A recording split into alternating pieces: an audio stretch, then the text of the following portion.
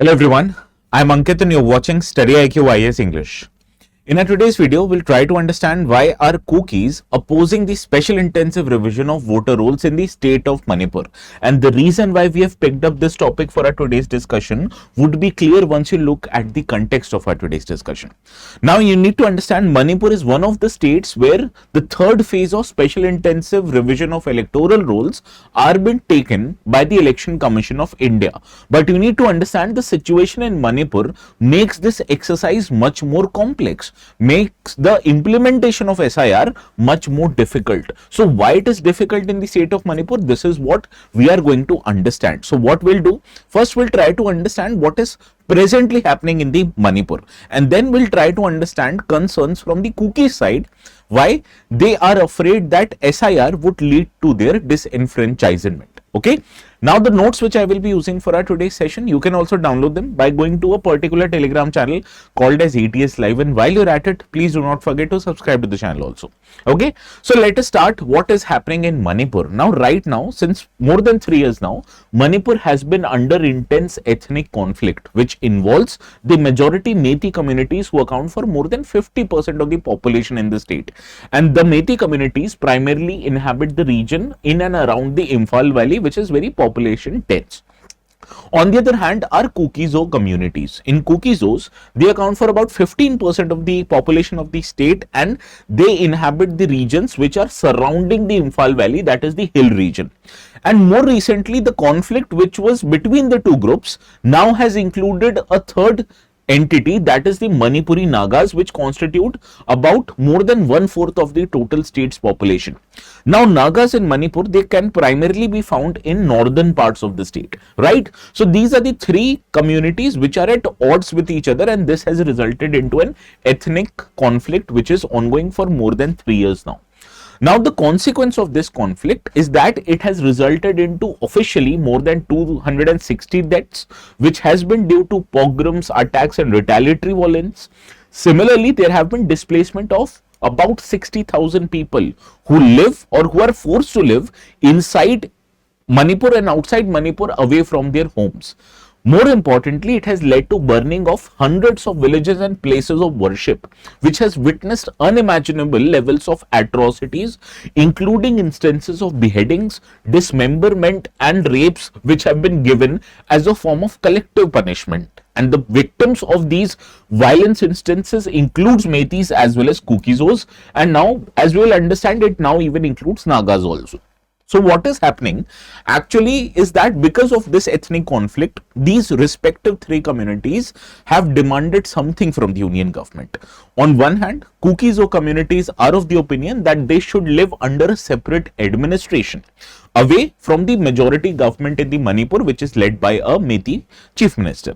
On the other hand, the Meiteis are equally against this demand of Kukizos, saying that the integrity of the state of Manipur, the territorial integrity, should be preserved.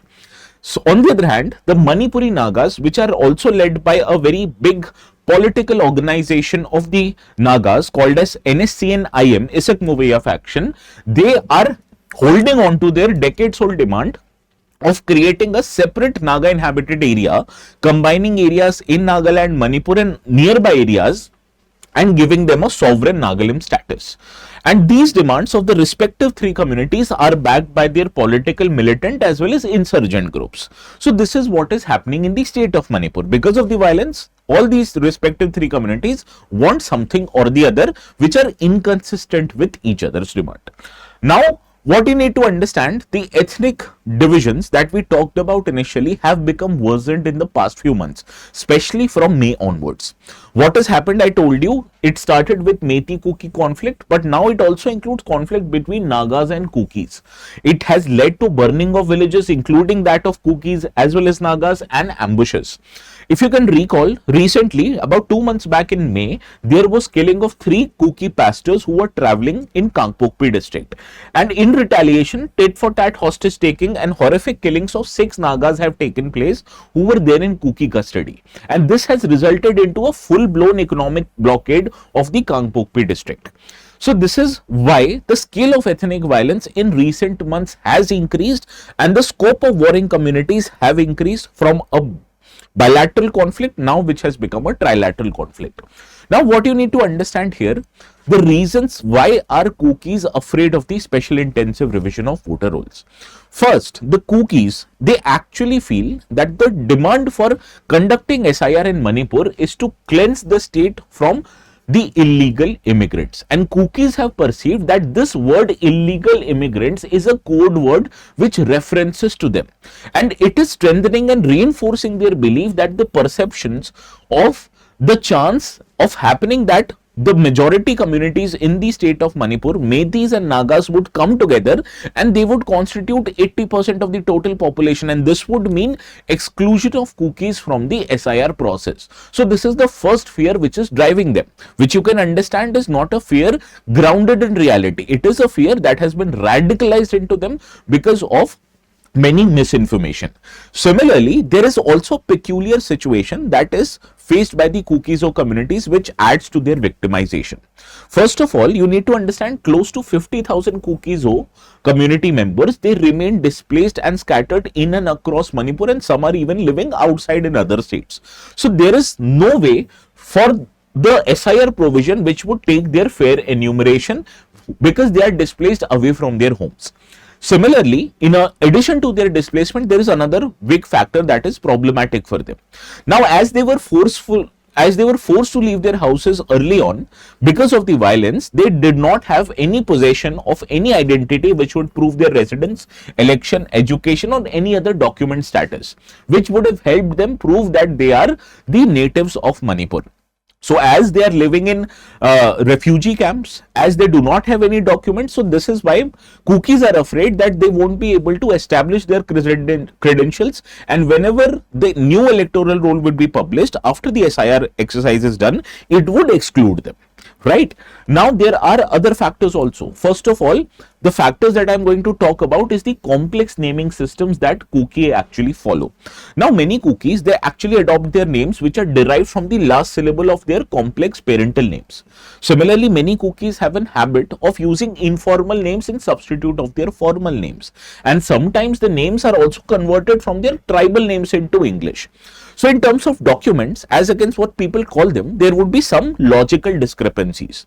Now, because of this logical discrepancy, there is a possibility that about 90% of Kukiso people will not be able to produce a single consistent spelling of their own names, and therefore this won't be acceptable to the Election Commission of India because they want consistencies in many documents which would show that the people who are filing for SIR have the same names in all documents, right?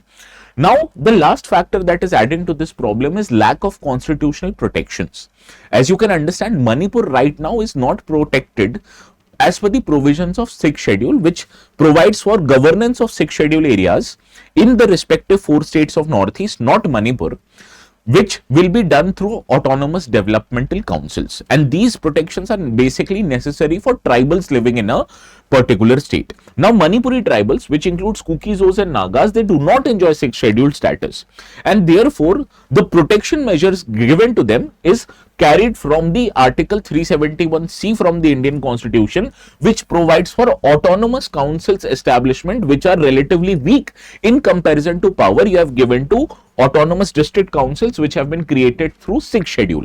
So it is the 5th schedule which is protected, or which is protecting the tribals living in Manipur, but rather they would have wanted 6th schedule protection. Now what happens when an autonomous district council, which is a constitutional body by the way, would be giving a official document to prove your identity, that will be acceptable to the Election Commission of India. But the informal documents given by the weak autonomous councils most likely will not be acceptable to Election Commission of India as a verifiable source of your identity. So this is the problem why the Kukis are afraid that they would be excluded from the new electoral rolls after the completion of the SIR process. Now, what is the conclusion of our today's discussion? First of all, you need to understand the nationwide exercise of special intensive revision of voter roll. It is a reality. Why it is a reality? Because Supreme Court of India has said this is a very necessary exercise if you have to look at your national security. But at that point of time, this process can still be made more and more fair, more and more sensitive to the people, so that they are not excluded despite them being the citizens of India. And until unless we do not take measures to limit the potential harm, we might see in future that it would lead to exclusion of Kukis or people from the electoral roll, and tomorrow it might also trickle down to other tribal communities which inhabit the northeastern states. Right, so this was all for today's discussion. Before moving or before looking at the question which might be asked in the UPSC exam, what you can do is take classes in StudyIQ IAS. In StudyIQ IAS right now we are offering courses which gives you maximum discounts. The course is available for a very limited time at a mouth-watering offer of 7,999. 7,999 would give you access to live classes and recorded lectures which you can use to prepare for UPSC exam. And this offer, let me repeat it again, is a very limited offer. So you won't get it again. This is the one-time offer that you should take if you are really serious about your UPSC exam. Imagine the courses which are available starting from 15,000 available at half the price, right? So do not let this opportunity go away.